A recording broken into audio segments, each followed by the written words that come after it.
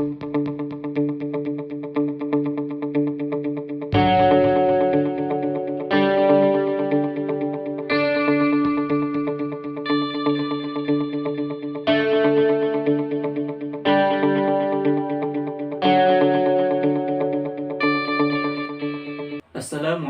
warahmatullahi wabarakatuh. Perkenalkan, nama saya Muhammad Azhan Azhari, mahasiswa Ilmu Hadis Fakultas Usuluddin Universitas Islam Negeri Sunan Gunung Jati Bandung. Saya di sini akan menjelaskan apa itu definisi al-takhsis. Al-takhsis adalah bentuk masdar dari khososo yang bermakna khos, yang secara bahasa adalah menentukan atau mengkhususkan, dan secara istilah adalah memperpendek makna atau hukumnya lafaz am pada sebagian satuannya.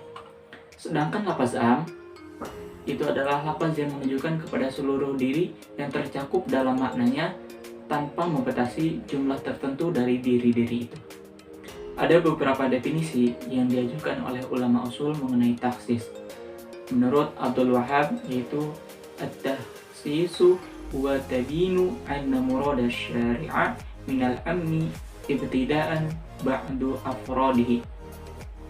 Al-takhsis atau pengkhususan ialah penjelasan bahwa maksud syari', yaitu Allah dan Rasulnya, sejak mula dengan lafaz am adalah sebagian afrodnya atau diri-diri. Sedangkan menurut Khudari Biak dalam bukunya Usul Al-Fiqh, al-takhsis adalah penjelasan sebagian lafaz am, bukan seluruhnya. Atau dengan kata lain, menjelaskan sebagian dari satu satuan yang dicakup oleh lafaz am dengan dalil. Menurut ulama usul fikih, takhsis ialah mengeluarkan sebagian satuan-satuan lafaz am dari ketentuan lafaz am, dan lafaz am tersebut hanya berlaku bagi satu satuannya. Yang lain yang tidak bisa ditakhsiskan atau dikeluarkan. Seperti halnya ayat perintah tentang haji diwajibkan bagi seluruh umat muslim, tapi di akhir lafaz ada pengecualian bagi orang yang sudah mampu. Dengan gambaran bahwa fungsi takhsis adalah menentukan lafaz, makna am yang ditetapkan menjadi hukum. Juga perlu menjadi catatan untuk lafaz yang ditakhsis atau dikhususkan. Dalam hakikatnya bukan lafaznya, namun makna yang timbul dari lafaz am tersebut, yang secara majaz antara lafaz yang ditaksis yang dikeluarkan adalah lafaz am yang masih berhubungan dalam penetapan hukum. Hukum taksis adalah boleh bila taksis itu memang dilakukan dalam dalil. Dalil taksis itu ada yang berupa dalil nakli, dalil akli, dan lainnya. Bismillahirrahmanirrahim. Saya Nyima Sofa Sofiatus Salamah dari Ilmu Hadis 4B. Di sini saya akan mencoba menjelaskan pembagian takhsis dan macam-macamnya. Takhsis terbagi menjadi dua bagian. Yang pertama ada takhsis muttasil dan yang kedua ada takhsis munfasil. Takhsis muttasil terbagi menjadi 4 macam. Yang pertama ada istisna, yaitu pengecualian. Seperti contoh dalam firman Allah surat Al-Asr, di sana dijelaskan bahwasannya semua manusia itu rugi kecuali orang-orang yang beriman dan berbuat kebajikan. Yang kedua adalah takhsis bisifat, yaitu yang digantungkan pada sifatnya, seperti dalam contoh firman Allah surat An-Nisa ayat 92. Di sana dijelaskan bahwasannya barang siapa yang membunuh seorang mukmin karena tersalah, hendaklah ia memerdekakan seorang hamba sahaya yang beriman. Nah, maka selain hamba sahaya yang mukmin yang beriman tidak memenuhi syarat untuk dimerdekakan. Yang ketiga adalah takhsis bil ghayah, yaitu lafaz yang menunjukkan maksud terakhir, seperti contoh dalam firman Allah surat Al-Baqarah ayat 222. Di sana dijelaskan bahwasanya dan janganlah kamu mendekati mereka sebelum mereka bersuci. Jadi maksud dari ayat ini adalah para suami dilarang mendekati wanitanya sebelum mereka bersuci. Yang keempat adalah takhsis bil badal, yaitu takhsis dengan badal. seperti contoh dalam firman Allah surat Ali Imran ayat 97, itu mengerjakan haji adalah kewajiban manusia terhadap Allah, namun bagi siapa tentunya, yaitu bagi orang-orang yang sanggup mengadakan perjalanan ke Baitullah. Bagian kedua ada taksis munfasil, yaitu taksis yang terpisah. Taksis munfasil terbagi menjadi 6 macam. Yang pertama ada taksis kitab bil kitab, yaitu mentaksis Al-Quran dengan Al-Quran. Seperti contoh dalam firman Allah surat Al-Baqarah ayat 221, yang dijelaskan bahwasannya, dan janganlah kalian menikahi wanita musyrik. Kemudian ditaksis oleh surat Al-Maidah ayat 5 yang berbunyi, dan wanita-wanita yang menjaga kehormatan di antara orang-orang yang diberi Alkitab sebelum kamu. Yang kedua adalah taksis kitab bisunnah, yaitu mentaksis Al-Quran dengan Al-Hadis. Contohnya surat An-Nisa ayat 11, di sana dijelaskan bahwasannya Allah Subhanahu wa taala mensyariatkan bagimu tentang pembagian waris terhadap anak-anakmu, yaitu bagian seorang anak laki-laki sama dengan 2 bagian seorang anak perempuan. Dalam ayat tersebut di sana disebutkan bahwasannya yang mendapatkan waris itu anak secara keseluruhan, tidak disebutkan itu beragama Islam ataupun kafir. Maka ayat tersebut ditaksis oleh hadis Nabi yang diriwayatkan oleh Imam Bukhari Muslim yang berbunyi, orang muslim tidak mewaris pada orang kafir dan orang kafir tidak akan mewaris pada orang muslim. Yang ketiga adalah taksis sunnah bil kitab, yaitu mentaksis al-hadis dengan Al-Quran. Contoh hadis Nabi yang diriwayatkan oleh Imam Bukhari Muslim, Allah tidak akan menerima sholat di antara kamu semua ketika ia berhadas sampai kemudian ia berwudu. Hadis tersebut ditaksis oleh surat An-Nisa ayat 43 yang membolehkan orang sakit apabila tidak ada air ataupun sedang di perjalanan membolehkan untuk bertayamum. Yang keempat adalah taksis sunnah bisunnah, yaitu mentaksis al-hadis dengan al-hadis. Contoh ada hadis yang berbunyi, pada setiap yang disirami oleh hujan maka zakatnya adalah 10. Kemudian hadis tersebut ditaksis oleh hadis riwayat Imam Bukhari Muslim yang menyatakan bahwa kalau bijian itu belum mencapai 5 wasak maka tidak wajib untuk dizakatkan. Yang kelima adalah taksis kitab bil qiyas, yaitu mentaksis Al-Quran dengan qiyas. Contoh surat An-Nur ayat 2, artinya yang berbunyi, perempuan yang berzina dan laki-laki yang berzina, maka deralah tiap-tiap seorang dari keduanya, yaitu 100 dera. Khusus hukuman bagi perempuan budak, yaitu separuh dari perempuan merdeka, sesuai firman Allah pada surat An-Nisa ayat 25.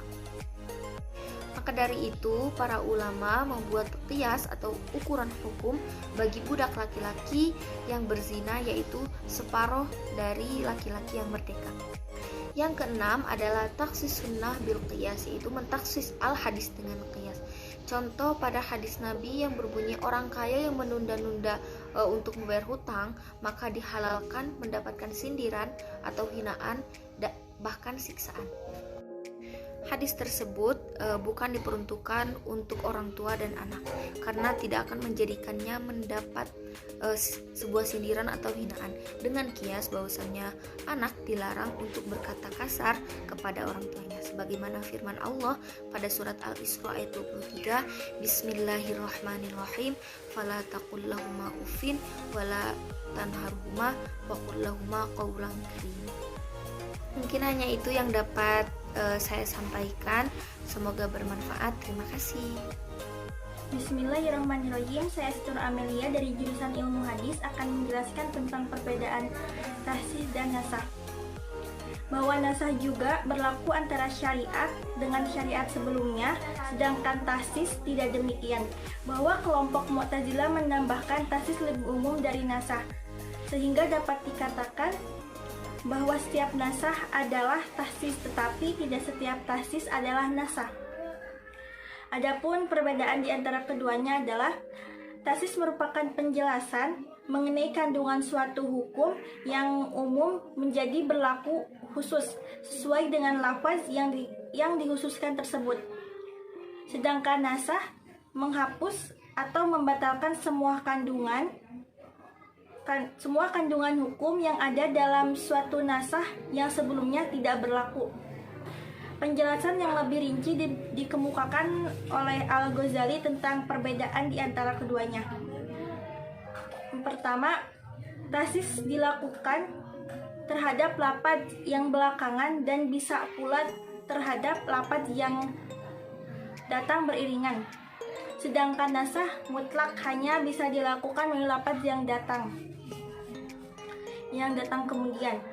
Yang kedua, takhsis bisa dilakukan dengan baik dengan dalil nakli maupun dengan dalil akli, sedangkan nasakh hanya bisa dilakukan dengan dalil nakli saja. Yang ketiga, takhsis tidak berlaku pada perintah yang mengandung suatu perintah saja, seperti berilah si fulan, sedangkan nasakh bisa dilakukan pada kasus seperti itu. Yang keempat, lafaz yang umum terdapat pada sesuai keumumannya walaupun setelah ditakhsis, sedangkan lafaz yang dinasakh tidak berlaku lagi. Yang kelima, dibolehkan mentakhsis lafaz yang qat'i dengan qiyas, hadis ahad, dan dalil-dalil syara lainnya. Tetapi pendapat ini masih diperselisihkan di kalangan para ulama. Sedangkan dalam nasakh tidak boleh mentakhsis suatu lafaz yang qat'i kecuali dengan lafaz yang qat'i pula. Bismillahirrahmanirrahim. Assalamualaikum warahmatullahi wabarakatuh. Saya Muhammad Afriyal Fikri dari kelas 4B Ilmu Hadis akan menjelaskan tentang contoh takhsis al-am.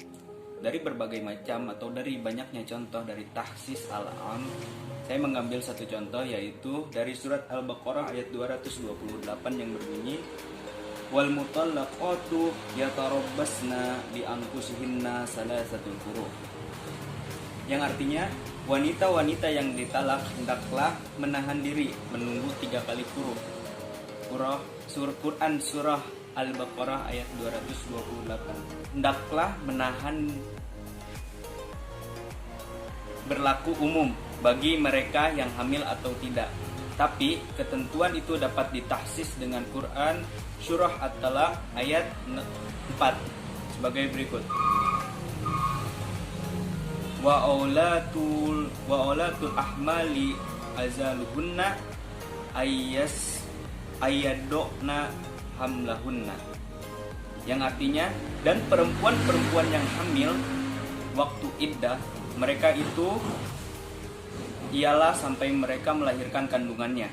Dapat pula ditakhsis dengan surah Al-Ahzab ayat 49 yang berbunyi ya ayyuhalladzina amanu idza nakahtumul mu'minati tsumma talaqtumuhunna min qabli an tamassuhunna fama lakum 'alaihinna min iddati ta'tadunaha, yang artinya hai orang-orang yang beriman, apabila kamu menikahi perempuan-perempuan yang beriman kemudian kamu ceraikan mereka sebelum kamu mencampurinya, maka sekali-kali tidak wajib atas mereka iddah bagimu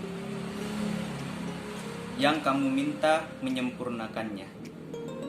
Dengan demikian, keumuman bagi setiap wanita yang diceraikan harus beriddah 3 kali suci.